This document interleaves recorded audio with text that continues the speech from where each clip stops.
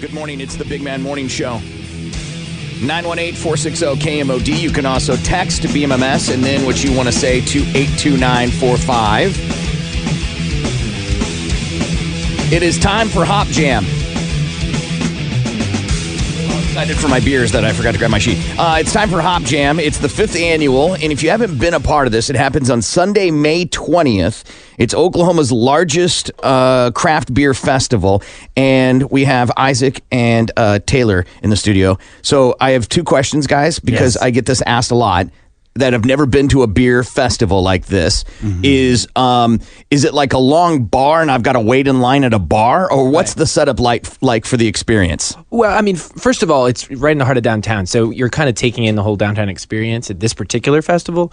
You're looking down Main Street. There's Kane's Ballroom down the way. I'm building a picture for you. And basically, the streets are lined with each tent, essentially a tent all the way down the street, multiple tents.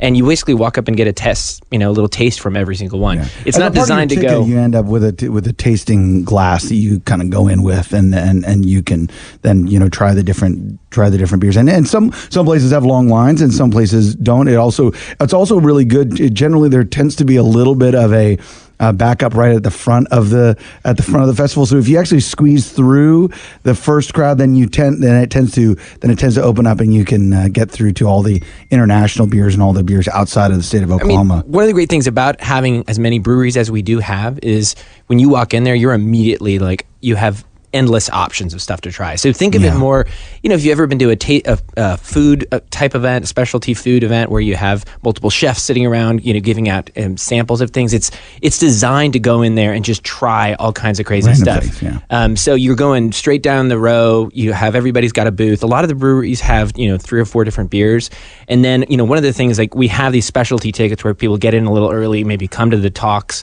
and talk beer. One of the reasons that ticket's also kind of special is because a lot of times you will have limited amounts of certain beers that breweries will bring, and they will run out, like the specialty ones. And then you have, classics, whatever the iconic beers are that a lot of breweries bring. So it's much more like going through the ultimate buffet, where you're like, oh, I'm going to have some of that, some of this, Exactly. I equate it to, like, and for those that have never been, South by Southwest Music Festival is just, it's bar after bar with music playing. Yeah. And you can walk in and find the best band you've never heard of, and you probably might not ever hear of again, but you go and you just can't make a wrong decision. And I think the same thing is true with Hop Jam. You just walk, I think it's a great advice to walk past those first tents, because everybody's got to get in because they've been waiting. Exactly. And get down there where there isn't a line, and you're going to taste beers that are going to be awesome, that you're like, I've never experienced something like this. And let's talk about some of the breweries that are going to be at Hop Jam on May 20th, and that is Dogfish, right? Yeah, Dogfish Head is one of our ones we're really excited about. I mean, kind of a godfather of the last movement of the last 20 years. Sam Calgione is going to be there, and they kind of represent one of the first breweries to really establish a following. So it's really great to have them there. And then tons of Oklahoma breweries. I mean, not you're talking about getting past the front. Usually there's a crowd at the very front, because we always put Oklahoma first. When this brewery festival started, it was all Oklahoma beers. You guys remember, it was like, okay, everyone in Oklahoma that's making beer, how do we get them here? Exactly. And now, of course, that's double or more what it was 5 years ago. Well, and the fun thing about that is that there's inevitably stuff that you immediately want to try and test out just when you first walk in, because you're like, oh, I know that brewery, but I'm not familiar with what they're doing at the festival, because there, as you said, there generally are specialized type things. There at the festival that people brew and stuff for the festival itself. And so it's fun to, there's going to be, I don't know, what's the number now that we're expecting? Well, technically it's 75, more than 75, but I will say the number, and last year was, we only promoted 65, but this number is going to ultimately probably be close to 100 breweries before. That's fantastic. We just kind of go, hey, we like to underpromise, but this is an incredible group of breweries. And, like we said, we love the idea that you see somebody that's brand new in Tulsa, like Heirloom or, Cabin Boys that started a couple of years ago. And then you have breweries that are some of our favorites in the world, like Founders. We brought you guys some Founders this morning. Or, like we said, Dogfish. And, I think the communal side of craft beer is totally like just on crack when you come to this event. You feel like you have this sense that all of these breweries, no matter where they come from, they all just love what they do, and they're really proud of it. And so I feel like you kind of walk down that road, and you from the Oklahoma guy to the international breweries, we have breweries from all over the world. and then also some gypsy brewers that travel, around different breweries and brew on site. So it's just the sense of like, everybody's united by this idea of just creating great beer. And it's really fun to have it on Main Street in downtown. And the best part is that the Hop Jam event is free. Now, beer tasting, there's a fee to get into that, and we'll explain that in a minute. But Hop Jam, the whole event, is free to get in. Come down to see music. I mean, 2 different stages. And that's actually one of the things that we wanted to highlight. We've been making people crazy not announcing all the main stage music yet. But part of it is we wanted people to really, every year we've done this opening band contest. It features a local band from Oklahoma. And we really wanted to give it some extra attention this year. We started in this neighborhood with our band HANSON 26 years ago. By the way, you guys are total dads. I've seen and family people. I've seen some of your private pictures, and I'm like, you guys are like dads. Of course. Yeah. Dude, that's our best job. I mean, we started in this neighborhood making music, and so the opening band contest, people can submit their music. We partner with Tulsa World.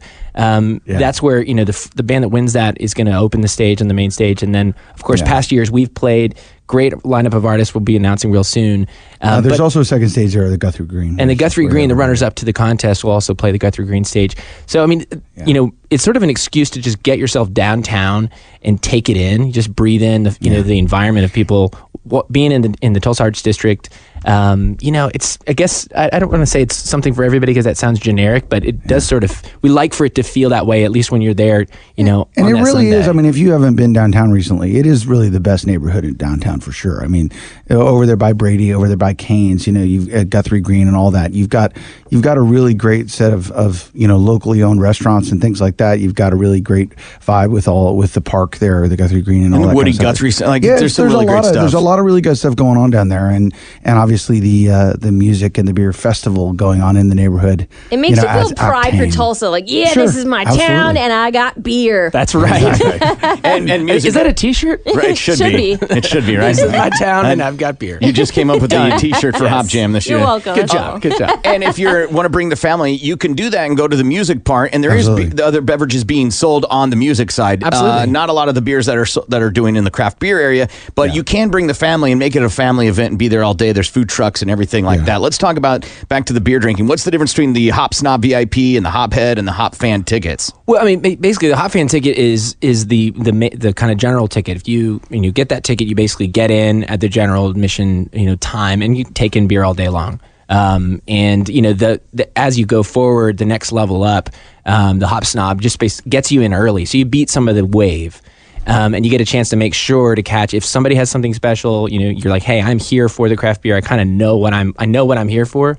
And then basically the snob one is exactly what it sounds like. It's for people that are really geeky about beer and really want to have the most premium experience during the day. So you got an inside space where you can get food, indoor bathrooms, always beer that's available inside that space. We take over Chimera coffee shop right there on site, so people can kind of sneak away. They get into the talks. Where you do the hop talks, where brewers talk about how the process of making beer, the story behind it. You've helped us moderate that the last couple of years. It's been awesome. And so that, I think the Hop Snob VIP is really, you're a beer nerd, you know why you're there, plus you just really want to also be kind of an adult, and you want to be able to not use a porta potty during the day. And I think for people that are coming with a group or with a couple of people that are really taking in the whole day, I think sometimes that really kind of makes the experience that much better. Yeah. There is also something we started last year, which is there is a music VIP ticket, and there's not that many of them, but we do also have a space set up for people that are really there for the show side of things. And we set up an indoor space that's near the main stage as well, and people kind of get premium view of the stage. They get food, they get drinks, and they sort of, hey, if that's what they're there for, there are tickets that make sure you have this sort of special spot. It's kind of the addendum to it's the music portion of the festival ticket.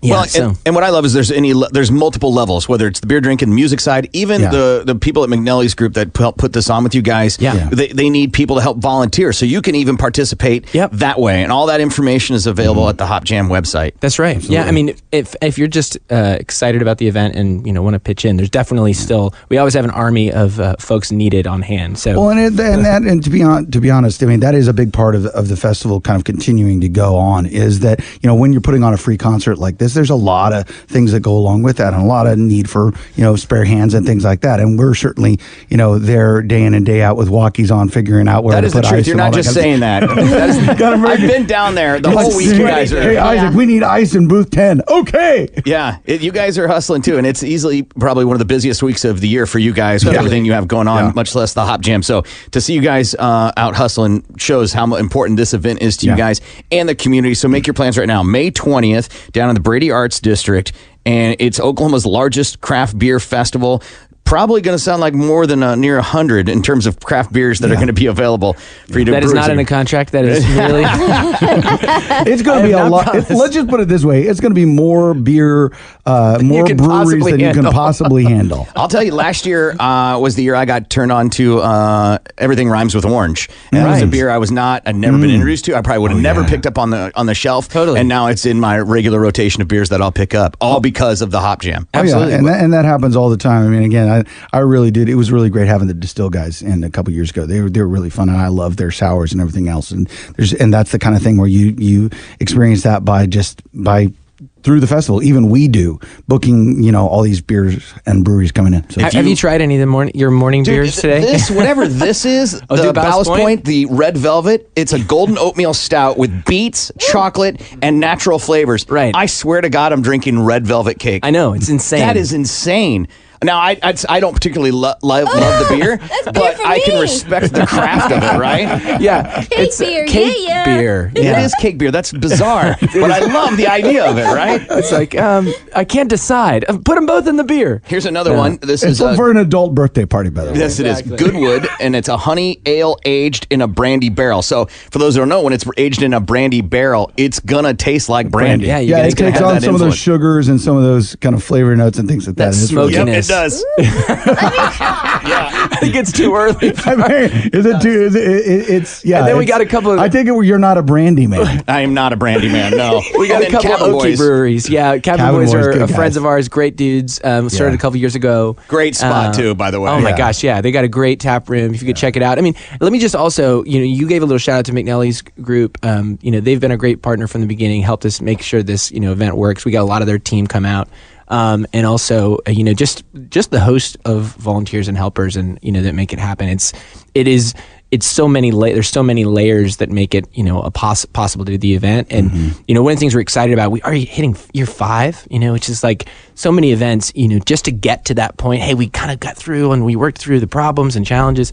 We're still growing. We're still taking on putting out fires every time the event happens, but we feel really, we feel really like we've been able to do it in part by the participation of great breweries and people that help make this event something that you've got so many reasons to check it out, and so it's fun to see new breweries popping up and participating. Well, everybody make your plans. May 20th, it's a Sunday, and it is a great time. It's during the day, it goes on all night, and it's a free music event with the Craft Beer Festival going on at the same time. You want more information, then head over to thehopjam.com. If you plan on doing the beer part, get your tickets early because those will sell out. If you're in a band and you want to play, tulsaworld.com/awesome music contest, and tickets are all online starting today. So thank you guys so much for coming by. Hop Jam, May 20th. Yep, we'll see you there. We'll be back.